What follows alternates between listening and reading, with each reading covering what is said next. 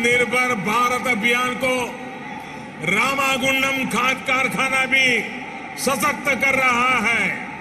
आप सभी ये जानते हैं कि बीते दशकों में देश के जो अनेक खाद कारखाने बंद हुए थे, उनमें से ये भी एक था।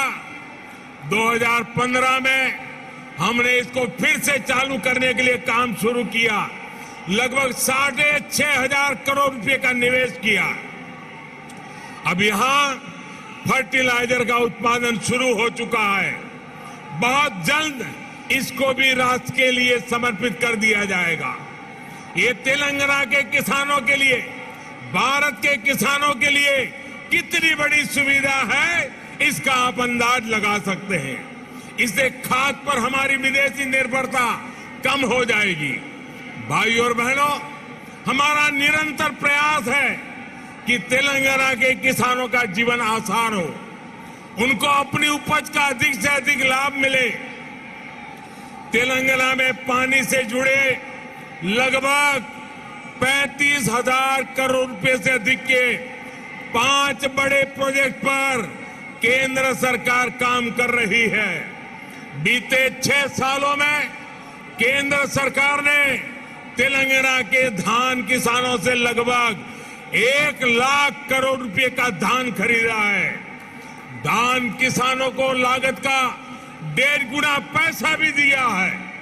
इस बार भी धान की एमएसपी में 80 रुपये की वृद्धि कर उसे 2,000 रुपये प्रति क्विंटल से ज्यादा कर दिया गया है। भाइयों और बहनों, खेती हो या उद्योग, हर सेक्टर के विकास के लिए आधुनिक इंफ्रास्ट्रक्चर बहुत आवश्यक है। तेलंगाना का गांव हो या शहर, आधुनिक कनेक्टिविटी इंफ्रास्ट्रक्चर के लिए भाजपा के नेतृत्व वाली केंद्र सरकार अभूतपूर्व काम कर रही है। हैदराबाद में यातायात और सुगम बनाने के लिए केंद्र सरकार 1,500 करोड़ रुपए की लागत से 4 और 6 लेन के कई फ्लाईओवर और एलिवेटेड कॉरिडोर बना रही है। इस हाईटेक सिटी में जाम की परेशानी कम करने के लिए केंद्र सरकार 350 किलोमीटर परिधि की रीजनल रिंग रोड भी बनाने जा रही है। भाइयों और बहनों, हमारा प्रयास है कि तेलंगाना के कोने कोने तक बेहतरीन कनेक्टिविटी पहुंचे। पिछले 8 वर्षों में तेलंगाना में नेशनल हाईवे की लंबाई 2 गुनी हो चुकी है। 2014 में तेलंगाना राज्य में लगभग 2500 किलोमीटर के नेशनल हाईवे थे। आज 5,000 किलोमीटर लंबा नेटवर्क है।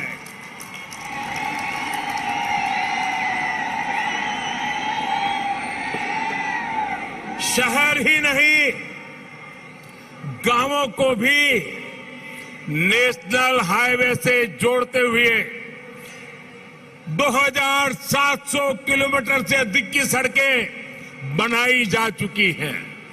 पीएम ग्रामीण सड़क योजना के तीसरे फेज के तहत लगभग 2,500 किलोमीटर की नई सड़कों के लिए भी 1,700 करोड़ रुपए से अधिक स्वीकृत किए गए हैं।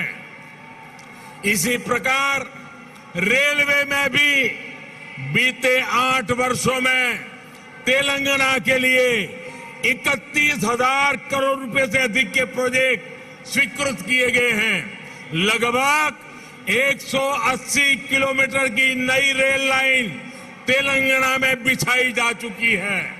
साथियों, आत्मनिर्भरता की बात आती है तो मैंने हमेशा 5 की बात की है।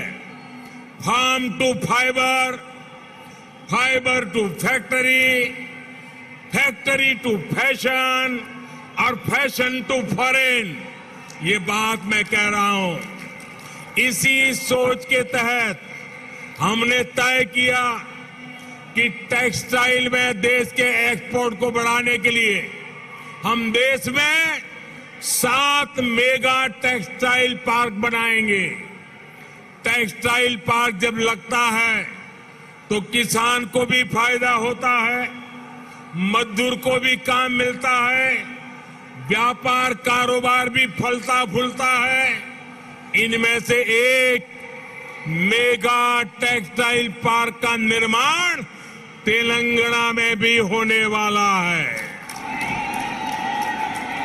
ये टेक्सटाइल पार्क यहां बन जाएगा तो तेलंगाना के किसानों को तो लाभ होगा ही, जहां हजारों नौजवानों के लिए रोजगार के नए अवसर बनेंगे।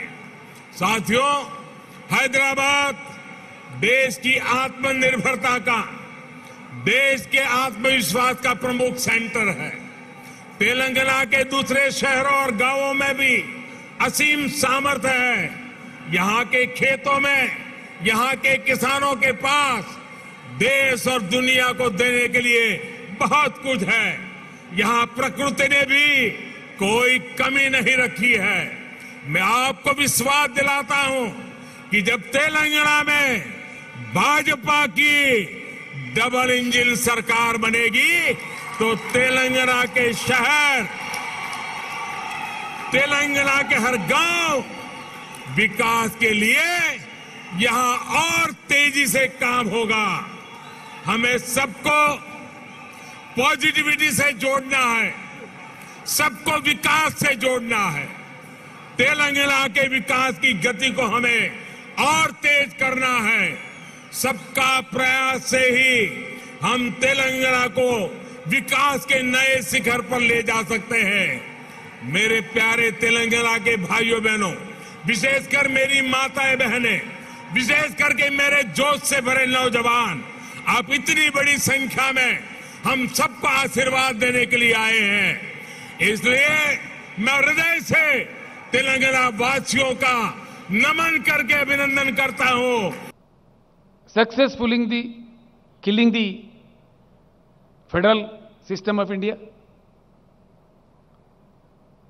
राज्यों के सरकार को सताना, जो इनके बात नहीं मानते उनको गिराना,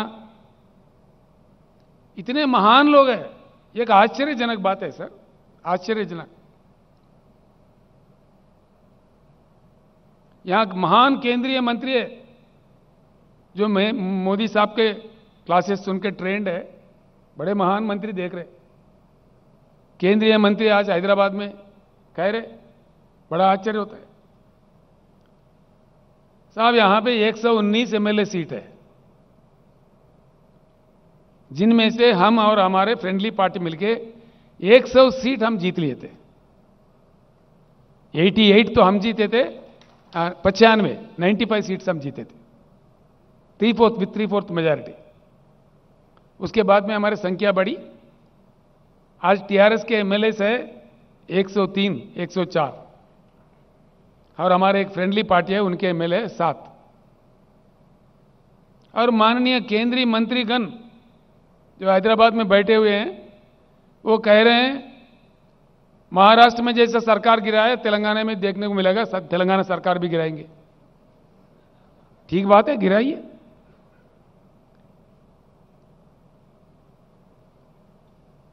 हम भी इंतजार कर रहे हैं उस बात का, ताकि हम फ्री हो जाए। आपको दिल्ली से उतार देंगे।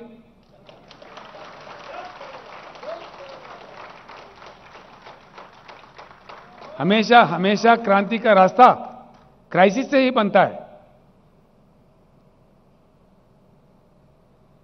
तेलंगाना एक ऐसा समाज है यशवंत जी, 60 साल लड़के अपने अस्तित्व को, अपने गरिमा को बनाए रखने के लिए तेलंगाना का जनता ने 60 साल लड़ी है।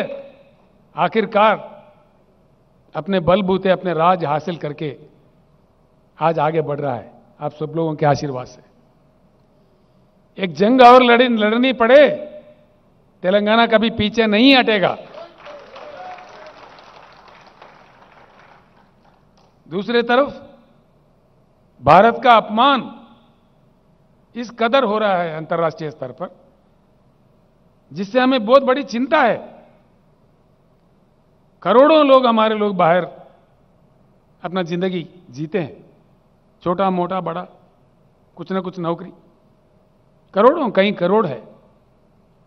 जिस प्रकार का द्वेष, विद्वेष, डिवीजन, हेट्रेड,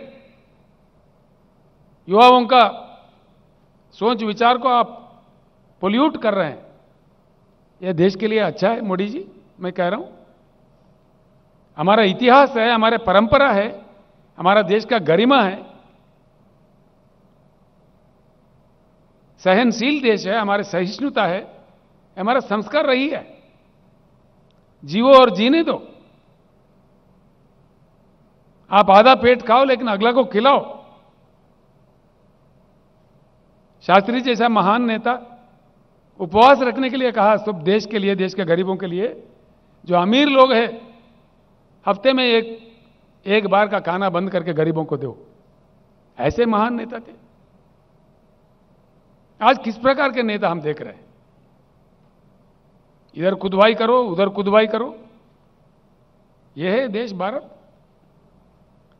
किस भारत का सपना आपने बताया चुनाव के दरमियान?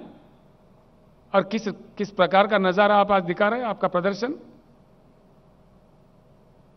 किस प्रकार का विष द्वेष, जो अंतर्राष्ट्रीय स्तर पर हम गिर रहे हैं, भारत देश का अपमान हो रहा है, जो आगे के लिए अच्छा नहीं है। It's not at all good for the country. बिल्कुल। Democracy is killed, federalism is killed. कानून बदल के, रास्ते बदल के, राज्यों के पैसे छीन लो, टैक्स को सेस में बदलो। यशवंत जी, करीब 30 लाख करोड़ जिनमें से राज्यों को हिस्सा देना था टैक्स, इन्होंने टैक्स को नाम दिया सेस। आप जानते हैं, you know it very well, because you are the great finance minister of India, you know the insights. करीब 30 लाख करोड़ अकेले ही ले लिए।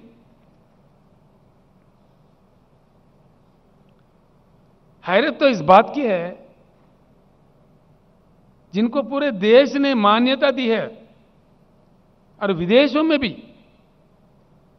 जब हम जाते हैं किसी विदेश में, कहीं गए किसी जगह, भाई आप कहां से हो? I am from India. अच्छा, you are from Gandhi's place, mister Gandhi's place, the great peace messenger mister Gandhi, the messenger of non violence, the father of the nation.